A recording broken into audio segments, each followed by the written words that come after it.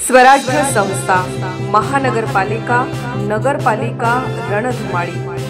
नेत्यांचं मत कोणाला, जनतेचा कौल कोणाला? पहा फक्त महाराष्ट्र टुडे 24 न्यूजवर।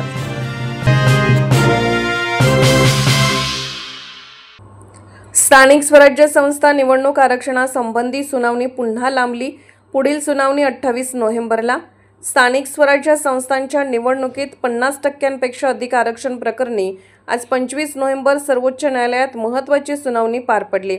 यावेळी वरिष्ठ वकील जयसिंग यांनी निवडणूक प्रक्रिया अधिसूचित झाली आहे, आता ती थांबवता येणार नाही। आरक्षणातील बहुतांश स्थानिक स्वराज्य संस्था या आदिवासी क्षेत्रात आहेत असा युक्तिवाद केला।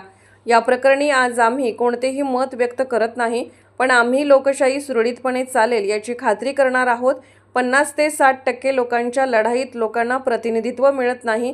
आम्ही निवडणुका घेण्याचे निर्देश देऊ आणि त्या आमच्या आदेशानुसार करू। आम्ही एक मोठे पीठ देखील स्थापन करू शकतो, असे सरन्यायाधीश सूर्यकांत कुकडे यांनी यावेळी स्पष्ट केले। यावेळी वरिष्ठ वकील शेखर नाफाडे यांनी सांगितले की महाराष्ट्रात असे काही भाग आहेत जेथे 90% ओबीसी समाज आहे। नंदुरबार जिल्हा हा त्यापैकी एक आहे। सर्वोच्च न्यायालयाच्या घटनापीठाने म्हटले आहे की मतदारसंघातील लोकसंख्येच्या प्रमाणात आरक्षण असावे। मग 50%चा फरक आहे, पण काही भागात 99% आदिवासी लोकसंख्या आहे।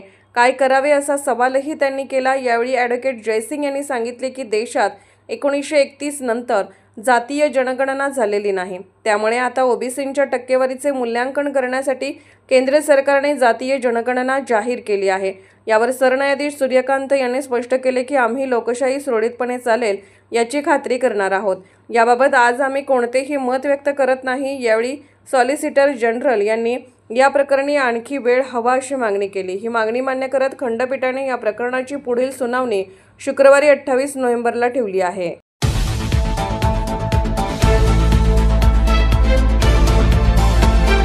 महाराष्ट्र टुडे 24 न्यूज, सत्य परिस्थितीचा सविस्तर आढावा।